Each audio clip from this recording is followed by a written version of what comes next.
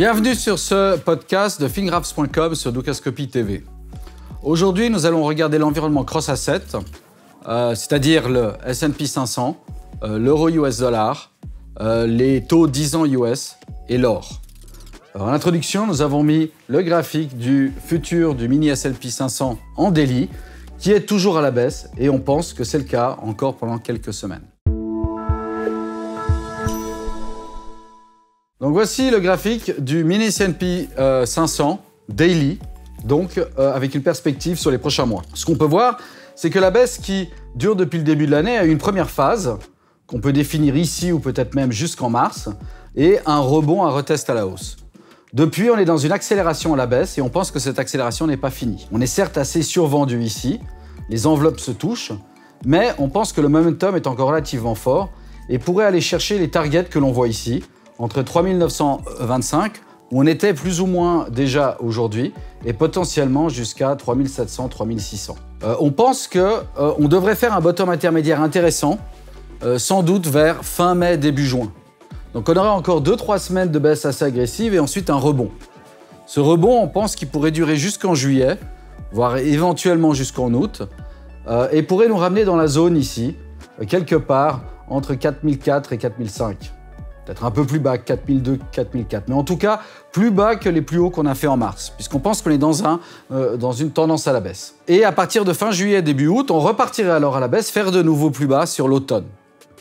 Donc un scénario relativement bearish sur les 2 prochains trimestres. À court terme, on est assez survendu sur le mini S&P Future. On peut voir effectivement que les enveloppes se touchent, qu'on a atteint nos objectifs et qu'on est survendu sur nos oscillateurs. On s'attend à une correction ici qui pourrait faire une correction à la hausse qui pourrait faire 4 à 5 jours.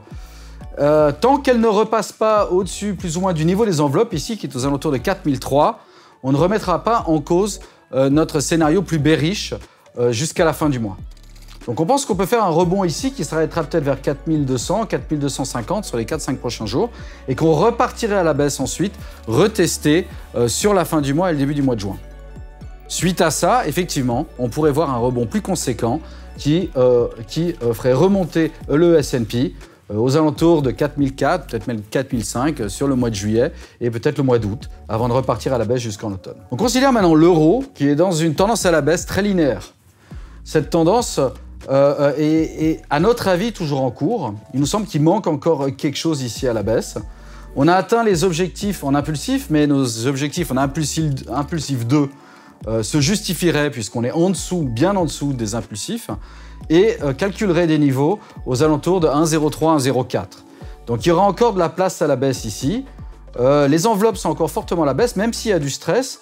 Le risque index est déjà survendu, mais on pense qu'il y a encore un petit peu de place. Donc ici aussi, on s'attend à encore une baisse qui pourrait durer jusqu'à fin mai, peut-être début juin. Et ensuite, on pourrait amorcer un rebond qui lui pourrait durer jusqu'au milieu de l'année, peut-être jusqu'en juillet, et nous ramener dans une zone qui serait peut-être entre 1,08 et 1,010, avant ensuite de repartir à la baisse pour aller chercher de nouveau plus bas sur l'automne et potentiellement aux alentours de la parité. Sur le hourly, ce qu'on peut voir, c'est qu'on a déjà eu un rebond ici qui a commencé fin avril. On pense à un retest ici, peut-être entre aujourd'hui et demain. Et puis effectivement, un mouvement de 4-5 jours à la hausse qui pourrait nous ramener entre 1,0645 et 1,0740. Puis, un nouveau retest à la baisse, peut-être vers 1,04, 1,03 sur la fin du mois, début du mois de juin, avant d'amorcer le rebond plus conséquent dont on parlait précédemment. Sur les taux US, on a pris un graphique plus long terme, on a pris un weekly pour montrer qu'on pense qu'il est toujours à la hausse et que cette hausse pourrait durer encore tout le long de l'été. On peut voir effectivement que notre oscillateur est assez loin encore de la zone de surachat, qu'on a fait une genre de base ici et maintenant avec une très forte accélération. On est certes en stress avec les enveloppes, ce qui pourrait nous amener une certaine consolidation sur les prochaines semaines, voire le prochain mois. Mais on pense qu'ensuite, on repartira à la hausse, sans doute jusqu'à mi-fin de l'été et potentiellement au-dessus de 3,26 et éventuellement jusqu'à 4. Donc on est encore dans un mouvement très fort de hausse sur les taux. On vient d'avoir une très forte accélération. Elle n'a pas l'air tout à fait terminée. Et en plus, on n'est pas encore dans un mouvement de saturation et de distribution. Donc encore de la place, peut-être jusqu'à la fin de l'été, sur les taux à la hausse. Et donc, des taux qui montent, c'est généralement pas très bon pour le reste des risk assets. En daily, on peut voir effectivement qu'on est assez suracheté, on est au-dessus des impulsifs, nos enveloppes se touchent, on est pratiquement suracheté ici sur le risque index. On s'attend à une consolidation, qui pourrait peut-être nous ramener à 2,7, 2,6 sur les prochaines semaines et jusqu'au début du mois de juin avant de repartir à la hausse sur l'été. Enfin, on considère l'or. L'or n'aime pas les taux qui montent. On a certes eu un spike impressionnant sur le démarrage de la guerre en Ukraine, mais depuis, on est dans un retournement, voire dans une liquidation. On est passé sous nos targets en correctif, et maintenant, on peut envisager nos targets en impulsif à la baisse, et il nous emmènerait entre 1788 et 1707 sur les prochains mois.